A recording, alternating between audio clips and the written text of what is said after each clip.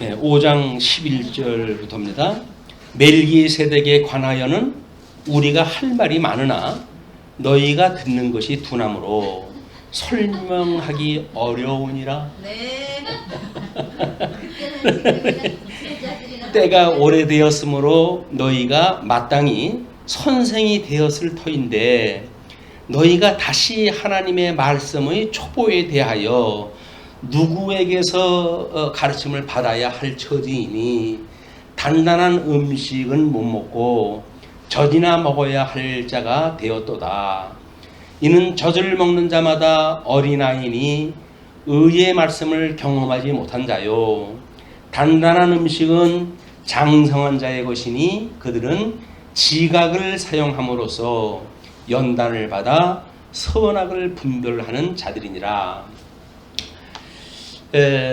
그것이 없는 얘기 한 게 아니에요. 사실은 이제 그걸 그대로 지금 한 얘기가 뭐냐면 우리 예수 그리스도의 강탄 고난 죽으심 부활이라고는 통시적인 내용이 이스라엘 백성들한테는 이제 우리 선민 국가 이 선민 국가를 창건하고 그다음에 분국하고 그다음에 유수하고 회복하시고 이걸 통해 가지고 우리 예수님에 대한 것을 이야기했다 그랬잖아요.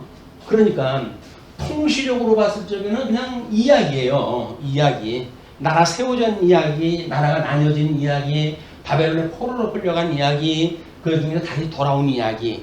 통시적으로 하게 되면 그냥 이야기 중심으로 그 얘기밖에 할 게 없어요. 근데 이걸 공시적으로 본다고 하게 되면 신학이라고 했던 우리가 여기서 직임신분 사역품이라고 했던 이 내용이 여기 그대로 이제 들어올 수가 있는 거예요, 이게. 이제 그 중에서 우리가 이스라엘의 그 범죄와 분국 그리고 통합이라고 하는 그 내용으로만 봤을 때에도 하나님께서는 지금 이제 중보자 이야기를 하는 거 아닙니까? 그러면 세워진 나라를 하나님께서 왜 이걸 나누셨을까? 그 이야기예요. 그 나누시는 이야기가 역사적으로 해가지고는 이제 법적 섭리와 신적 섭리를 두 가지로 소개가 되어지는데 그 하나가 결국은 중보자인 인성과 신성이라고 하는 이 두 가지를 다 이루시기 위해 가지고 여기서 법적 섭리를 갖다 하시는가 하면 신적 섭리를 통해 가지고 하나님께서는 이거를 좀 보여주시겠다는 얘기 이거를. 그러면 우리는 신약 성경을 통해 가지고는 이걸 읽어냈잖아요. 이제 신성과 인성, 통시적으로 해서는 법적 이렇게 그때 로마법에 의해 가지고 죽으시고 그랬으나 그래서 혈통적으로는 다윗의 자손으로 오셨고 이렇게 이야기를 하잖아요. 그러나 성결의 영으로는 그 성결의 영, 신성을 가지고 계셨던 그걸 설명을 할 때 이거는 죽은 자 가운데서 살아나심으로 이것을 하나님의 아들이라고 인정되었다라고 이야기를 하잖아요. 이는 법적 섭리를 위해 가지고 해야 될 게 있어요. 왜? 아브라함의 자손, 아담의 자손으로 우리가 전부 죄 중에 있었기 때문에 죄 중에 있는 우리들은 법적인 그걸로 해서 사형 선고를 이미 받은 사람들 아닙니까? 다. 이 에덴에서 내쫓겨 가지고 이미 사단의 종노릇하고 있는 일이기 때문에 법적으로 우리는 사단의 소유물이에요. 그러면 종노릇하고 살아왔던 거예요. 그러나 이제 거기에서 예수님이 제물로 돌아가실 때 우리도 함께 죽게 하셔서 모든 저주로부터 우리를 죽게 하시고 사망세계로부터 죽게 하심으로 이 생명세에 살게 하시는 역사가 이제 벌어지는 거예요. 사망세계에서 죽지 않으면 생명세계에 살 수가 없는 겁니다. 이게 이제 법적 그 원리대로 작동이 되어지는 거예요. 그러니까 하나님께서 우리를 그렇게 살리셔가지고 예수 그리스도의 종으로 살게 하셨단 말이에요. 그래서 영으로는 우리가 영적 소유를 가지고 살아가고 아직도 육체는 연약하여서 육체의 소유를 따라 살아갈 뿐이지 그것이 그렇다고 해가지고 우리 영적 소유를 가지고 있는 중생인으로서의 그런 것이 없어졌느냐 그 이야기야. 이 중생인은 우리가 인성과 신성이라고 두 가지 다 있다고 육체의 소유가 성령의 소유가 다 있는 게 중생인이라고 그랬잖아요. 그러니까 예수님이 인성과 신성이 있듯이 우리도 이 두 가지 요소를 가지고 하나님의 형상을 닮아가는데 성령의 소욕은 육체의 소욕을 거스리고 육체의 소욕은 성령의 소욕을 거스림으로 예수님의 형상을 닮아가는 것, 그걸 우리가 성화한다 이야기를 한 겁니다. 성화. 성화라고 하는 건 뭐예요? 예수 그때 형상을 닮아가는 거 아니에요? 예수 그때 형상을. 그래서 형상이라는 것이 그냥 뭐 성화라고 하는 것이 거룩해지는 것, 인간적인 그런 뭐 문자적인 어떤 설명으로 해가지고 거룩해가는 거다, 죄 안 짓고 살아가는 거다 이렇게 이야기하는데 그런 개념이 아니라 윤리적이고 도덕적인 개념이 아니라 예수 그때의 형상을 닮아가는 것을 우리가 성화라고 이야기를 한다. 예수님이 온전케 우리 행하시는 것에 언제까지 이걸 갖다 행하신다 그랬어요? 견인 없이나 견인? 예수님 다시 오시는 그날까지 우리 붙들어 주신다는 이야기니까 그걸 믿고 우리는 믿음으로 살아가는 것이 성도들의 영적 예배 삶이란 말이에요, 이게.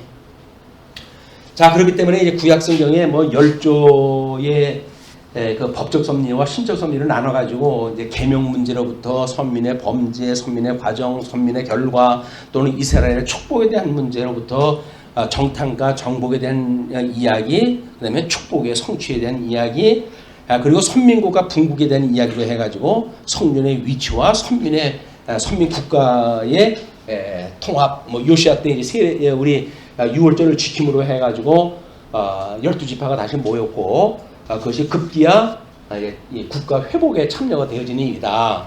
이는 지금 우리가 이야기하고 있는 대단히 많은 주제가 창건과 분국과 유수와 회복을 이야기할 때 이게 다 취급이 돼야 되는 이야기들이에요. 이게 공시적으로 지금 어떤 일을 하나님과 하시는가가 설명이 돼야지 그냥 예수님 뭐 성탄절 날 우리 유초동부 아이들한테 다윗의 비어리를 보고 낙타를 타고 뭐 동방박사가 그것도 3명이라고 안 그랬는데 지금 3명이라고 말까지 만들어내가지고 3명의 동방박사가 예수님을 찾아왔다. 이렇게 가지고 옛날 얘기 하듯이 그런 거는 유초동부 아이들한테 우리가 가르칠 때 이걸 가르치는 거 아닙니까? 근데 우리 이제 신학에 대한 그 구도를 이야기했을 때 이런 문자적인 중심으로 해가지고 하는 것, 이거는 유초동부의 교육과목이라고 그렇게 이야기했어요. 그러면 역사 중심의 설명 방법으로 했을 비로소 중고등부 학생에 대한 교육의 본질을 이야기를 했어요. 그리고 교육신학에 대한 걸 이야기를 했을 때 이거를 대학부에서 적어도 대학 청년부 이때에 교리라고 하는 뼈대를 세우는 신학의 뼈대를 가르는 이런 걸로 교육이 되어지고, 그 다음에 실천신학이라고 하는 이런 그 입장은 우리 일반 성장한 성도님들, 장년부에 와가지고 실질적으로 이 말씀이 실현되어져 가는 걸 배우고 깨닫는 일이 우리 말씀운동 서원교회 교회 학교의 이 교육 시스템이에요. 지금은 뭐 다 묶어가지고 설명이 되어지니까 그렇지만 성도가 적더라도 원리를 계속 설명하는 이유는 많아도 그걸 쓸 수 있게끔 하기 위해서 그러는 겁니다. 그게 번거롭게 이런 거 다 뭡니까? 다 치워버립시다. 다 치워버려도 괜찮죠. 그러나 필요할 때 그것이 기억이 날지 그건 모르겠어요. 저는 나름대로 그래도 이제 그 신학의 체계를 가지고 이런 걸 이야기를 했기 때문에 나중에 많을 적에 또는 더 성숙했을 때 그럴 때 필요한 최고의 그런 원리를 가지고 설명을 해 나가죠. 그러나 지금 현재 용도로 해가지고 쓸 수 있느냐는 그렇지 않아요. 성도가 적으면 적은 대로 해가지고 우리가 약하게 해가지고 축소해가지고 설명할 수도 있는 거고 그렇게 하는 거지. 그렇기 때문에 그런 것들을 그런 롤 모델로 하나 나누는 것이 차기의 우리들의 생각의 확장을 위해서도 매우 필요한 일들이다. 뭐 하나님께서 어른이 해가시겠습니까만은 오지랖 넓게 해가지고 뭐 은퇴 뒤에도 뭐 말씀운동 서원교회가 이렇게 아주 잘 하나님의 기뻐하시는 뜻을 따라가는 성도 교회가 됐으면 좋겠습니다. 뭐 내가 기도할 내용이지 그렇게 될지 안 될지 어떻게 알겠어요. 어떻게 구성원들이 어떻게 해갈지 그거는 하나님께서 이미 작정하신 뜻이 있으니까 그걸 보존시키시도 할 테고 아니면 뭐 다시 지워버리고 다시 시작할 수도 있는 거고 그런 거니까. 근데 그런 거를 하나님께서 주셨다고 생각이 드니까 끊임없이 이제 그런 걸 추구하기도 하고 이론적으로 제시하기도 하고 그러는 겁니다. 그래서 선민범죄 분국이라고 하는 통합 문제에 대한 거를 역사서 전체가 결국은 이 이야기가 예수 그리스도의 직임, 그다음에 신분, 사역, 품위에 대한 이야기였었다. 그러면 회복이라고 하는 그 이야기가 이 품위에 대한 거에 해당되는 일이거든요. 죽었던 자들이 다시 돌아와서 먼저 전에 영광보다 더욱 승하게 하는 영광의 모습을 보여줬기 때문에 그건 마치 예수 그리스도가 십자가에 죽으셨다가 부활하심으로 보여주시는 영광의 모습을 우리가 보여주는 일이다 그 얘기죠. 그 다음에 뭐 신분이라고 하는 그 이야기는 유수예요. 유수. 하나님의 아들인데도 불구하고 좀 바벨론의 포로로 끌려간 거 아니에요.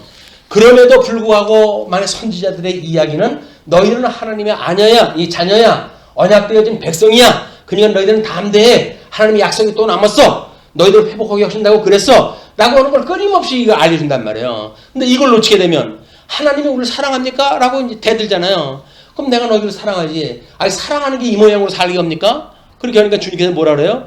내가 애선비하고 야곱은 사랑하지 않았니? 라고 이야기를 한단 말이에요. 그러니까 우리의 존재 문제가 이 하나님으로부터 이렇게 연결이 되어져 있는 존재 문제가 중요한 거지. 지금 뭐라고 사느냐가 중요하지 않은 거예요. 세상에서 돈 많으면 뭐라고, 세상에서 명예가 높으면 뭐랍니까?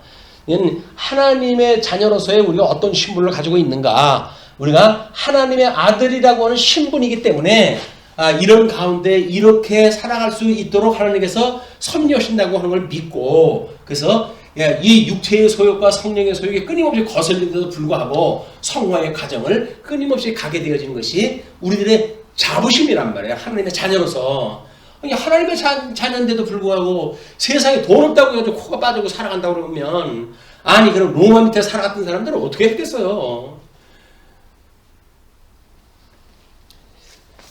그리고 이제 뭐 여기서 직임이라고 하는 것이 적어도 하나님께서 우리 창건할 때 사무엘서에서 보게 되면 왕을 세우고 선지자를 세우고 제사장의 그런 도리를 가르치고 하는 것이 사무엘서에서 이야기되어지고 있잖아요. 이게 직임에 대한 이야기예요. 그리고 이제 사역이라고 하는 그 이야기는 이 어떤 사역이 이제 분국이 나오잖아요. 분국. 그것이 하나님의 하시는 일이니까요. 그래서 그거를 뭐 서울에 있는 뭐 목사님은 때리고 싸매고 뽑으시고 신고 흩으시고 모으시고 이제 그런 식으로 해가지고 하나님의 사역을 죽으시고 살리시는 그 방식으로 이해를 한 거예요. 근데 그거는 통시적인 방식이다. 통시적인 방식이고, 이 우리 이제 법적 섭리와 신적 섭리라고 하는 그런 맥락으로 보았을 때 분국의 의미가 있는 거예요. 왜? 북쪽 이스라엘과 지금 하나님께서 북쪽 이스라엘과 남쪽 유다를 나누어 가지고 섭리를 하시잖아요. 그러면 이스라엘은 왜 어떤 섭리를 다 하시고 유다는 어떤 섭리를 다 하시느냐? 단순히 언약의 계승이라고요? 단순히 나라를 보존하시는 거라고요? 이톨 왕자를 갖다 멸망시키고 선민국가는 창건시키는 것이 역사의 이야기라고요? 그런 게 아닌 거예요. 거기에는 중보자 대신 예수 그들 보여주는 그림이에요. 그러니까 이제 거기에 우리 선민의 범죄와 분국 그리고 통합 그 그림 맨 밑에 보시게 되면 히브리서 5장 11절 말씀을 소개해 드렸어요. 이거를 세번역 걸 갖다 넣어놨어요. 왜냐면 우리나라 이제 개역 개정에는 특별한 어떤 족이 없기 때문에 개역 성경에는 그런 족을 다 다뤄놓고 그렇게 했기 때문에, 그래서 각주 3번을 갖다 해놓고 빨간 글씨로 멜기세덱에 관하여는 할 말이 많이 있지만 이렇게 이야기를 했는데, 그 멜기세덱에 관하여라고 하는 그 이야기는 빨간 글씨로 3번에 대한 설명이 뭐냐면 또 이것에 또는 그의 라고 하는 것으로 기록되어 있는 사본이 있다고 이야기를 해요. 왜냐하면 멜기세덱에서 관해가지고 설명하는 것이 어려울까요? 대제사장에 대해서 설명하는 게 어려울까요? 아무래도 읽어보면은 지금 대제사장인 예수님을 소개하는 거 보니까 예수님을 소개하는 것이 어려워야 될 텐데, 멜기세덱에 관하여는 이렇게 이야기를 해버렸기 때문에, 아니 왜 뭐 멜기세덱이 뭐 어렵다고 그 육적인 설명인데 그걸 그렇게 해놨을까 라고 하는 것 때문에 아마 사본을 기록하는 어떤 분에 의해서 아무리 생각해도 이건 멜기세덱이 아니고 그냥 일반적인 대명사를 쓰는 것이 옳을 것 같아 라고 하는 착각을 했는지도 모르지요. 아니면 선의적으로 그렇게 만들었는지 몰라요. 그 사본이 이제 남아 있으니까는 후 학들이 보다가 보니까 자기가 봐도 멜기세덱의 관하여이라고 설명을 할 것이 아니라 뭐 여기서 앞에서 이야기했던 대제사장인 예수님에 대해서 설명을 하면 모를까? 왜 이걸로 했을까? 똑같은 그런 의심이 들 거 아니겠어요. 그 사람들의 이야기도 이렇게 번역한 거에다가 뭔가 힘을 좀 실어놓고 나도 그렇게 설명을 해야 내가 이성적으로 인정이 되겠다고 싶은 거예요. 자, 그런데 멜기세덱에 관하여라고 하는 그 이야기를 자 우리가 적어도 여기까지 확장을 시켜보린다고 합시다. 지금 요거를 우리 열조에게 주어졌던 걸 뛰어넘는 것이 멜기세덱의 이야기였어요. 멜기세덱에 대한 이야기를 뛰어넘는 것이 예수 그리스도의 대제사장직이에요. 그렇죠? 삼직에 대한 이야기예요. 왜냐면 하나님은 천사도 이방인도 다 지금 삼직을 줘가지고 역사를 해가시는 분이니까 그렇게 했을 때 앞에서 이야기한 것이 멜기세덱에 대한 이야기뿐만 아니라 멜기세덱과 대제사장 되시는 예수 그리스도 이야기를 한 거 아니겠어요?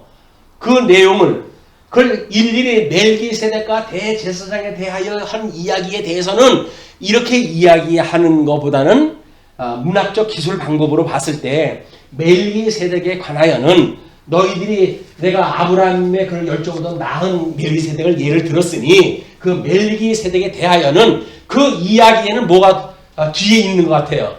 대제사장 예수까지 다 포함되어져 있는 이야기.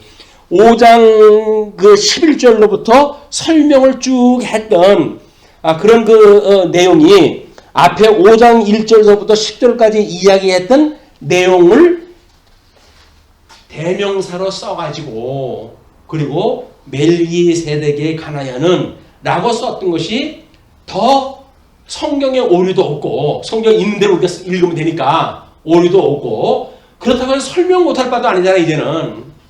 그냥 어떻게 해석을 하는가에 대한 어린 죽이나 먹고 있는 사람들이 설명을 하려니까 설명이 안 되니까 어떻게든지 자기 죽 먹고 힘써야 될 그런 일을 만들어내듯이 그렇게 이걸 해석을 갖다 해간단 말이에요. 그럼 만약에 단단한 음식을 먹어가지고 신학적으로 공시적으로 해서 대제사장 예수 그리스도로부터 또는 우리 멜기세덱으로부터 또는 열조로부터 또는 이 레위 지파로 만들어진 대제사장에 이르기까지 모든 걸 이론론적으로 설명할 수가 있다고 한다면 여기에 우리가 문제를 제기할 것이 없어요.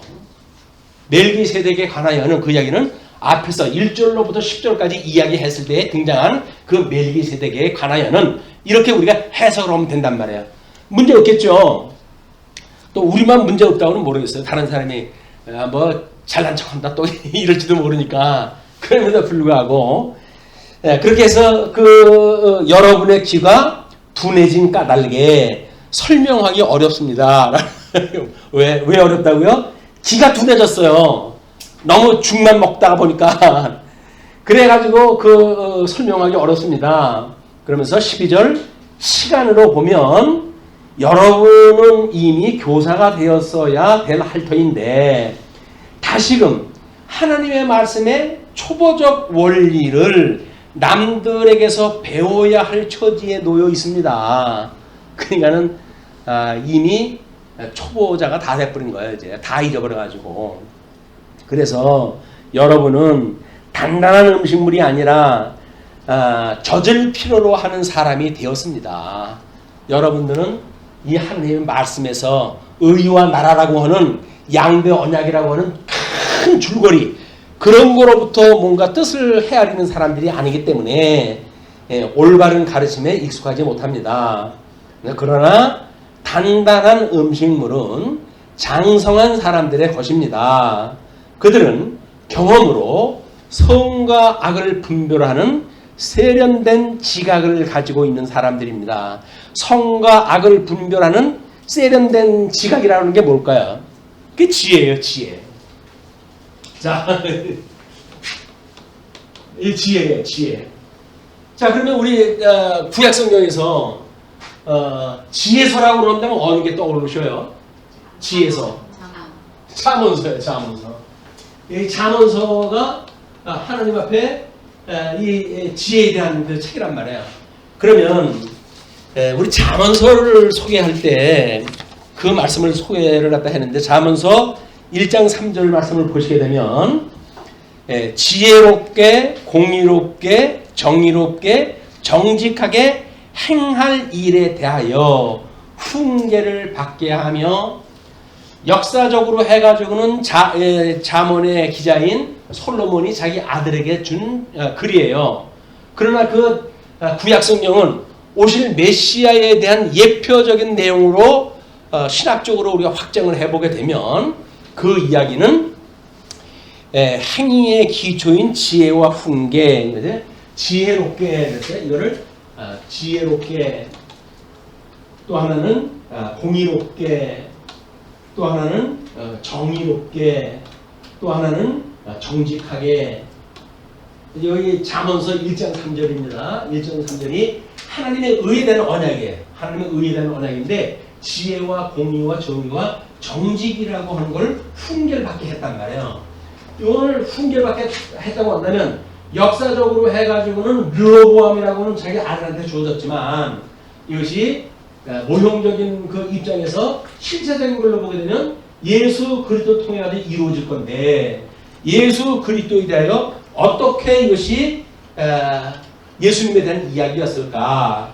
그때 우리 잠언서 공부할 때 행위의 기초인 지혜와 훈계, 우리 디모데 전서에서도 그렇게 이야기를 하잖아요. 이 지혜에 있는 자들에게 훈계와 책망, 교훈과 책망을 준다고 이렇게 이야기를 해요. 그래서 그 지혜의 기초, 우리들의 모든 행위의 기초는 지혜와 훈계에 있다. 우리 인간종에서는 지혜, 하나님께서는 주시는 훈계, 이런 걸로 의해서 말씀이 이루어지거든요. 그렇기 때문에 이거는 예수 그리스도의 품위에 대한 이야기였었다. 이렇게 이야기했어요. 왜? 그 이야기가 이 중보자이신 예수님만이 인성과 신성을 가지고 계신 분이기 때문에 저렇게 우리 인간의 입장에서의 지혜, 하나님 입장에서의 훈계 두 가지를 다 포함하는 내용이 지혜라고 하는 그 이야기고 그 지혜는 그리스도의 품위에 대한 이야기였었다. 그 다음에 의롭게 하게 한다. 공의를 이야기하는데 의롭게 하게 한다 라고 하는 것을 그리스도의 중보 삼직이라고 이렇게 했어요. 중보 삼직.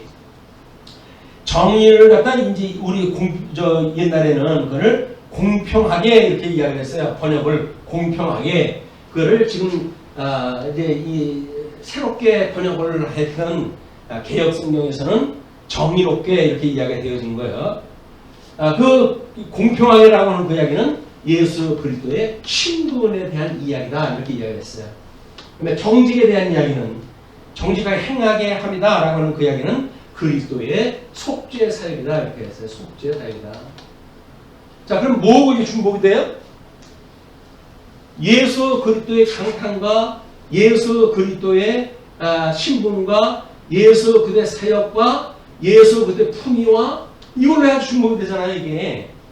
그러니까 구약성의 지혜서에서 이야기하는 것이 단순하게 단어의 나열이 아니라 적어도 뭔가 참 지혜자이신 예수님에 대해 소개한 거라고 한다면 그거를 복잡하게 지금 우리 공간복음 비롯한 사복음서에서는 저 내용을 복잡하게 설명이 된 거예요, 그게. 그걸 간편하게 우리가 깨달을 수 있다고 한 것이 지혜서에서 주었던 3장 1장 3절의 이야기고 그 이후에 성취되어진 내용에서 우리가 그걸 가름할 수가 있다. 여기까지 이건 통섭이라고 하는 그런 개념이 아니면 도저히 짐작할 수 없는 이 구조예요, 이게. 이 구조는 짐작을 할 수가 없는 구조예요. 저도 이 준비를 하다가 아침에 뭐 다 이제 접어놓고 컴퓨터 끄고 생각이 나기를 잠언을 소개해야 되겠는데 교회 와가지고 이거를 프린트를 갖다 해야 되는데 다른 걸 하는 바람에 놓쳤어요. 그래가지고 그 3절 이제 그 2절이 잠언서의 2절인데 하나님의 의에 대한 언약이다. 그래서 잠언의 하나님의 의에 대한 언약을 주신 과정적 목적은 의롭게 공평하게 정직하게 행하도록 지혜와 훈계를 받게 하시는 데 있다. 즉 여호와께서 언약 백성을 예정하심에 따라 언약의 말씀으로 명하신 일생의 여정을 따라 하나님의 의를 깨달아 알고 경외하며 살아가도록 가르쳐 주시는 데 있다. 이것이 예수 그리스도에 와가지고 복음서에서 그대로 기록이 되어졌고, 뿐만 아니라 우리 교회를 통해 가지고 이게 성취가 되어졌고, 뿐만 아니라 그 잠언서의 이야기는 그냥 이야기가 아니라 창건, 분구, 유수, 회복이라고 하는 하나님의 이 언약을 기억하고 있는 솔로몬이 성전 지을 때 이미 포로로 돌아갔다가 돌아올 것까지 하나님 앞에 기도하잖아요. 이 성전을 향하여 기도하게 되면 거기서 그들을 돌아오게 하여 주옵소서라고 기도를 한단 말이에요. 이건 이 솔로몬이 어떤 경험에 의해서 기록을 한 것도 있지만 경험뿐만 아니라 모세오경에서 이게 약속되어져 있는 거예요. 이미 약속되어져 있는 내용을 기반으로 해가지고 하나님께서 역사를 이렇게 섭리해 가실 거야. 그렇다고 한다면 이렇게 살아가도록 하는 것이 이 구약성경에서 이야기하는 내용이다, 그 얘기죠. 그래서 의롭고 공평하게 정직하게 행하도록 해주시는 훈계와 지혜다 라고 제목을 잡아놨던 겁니다.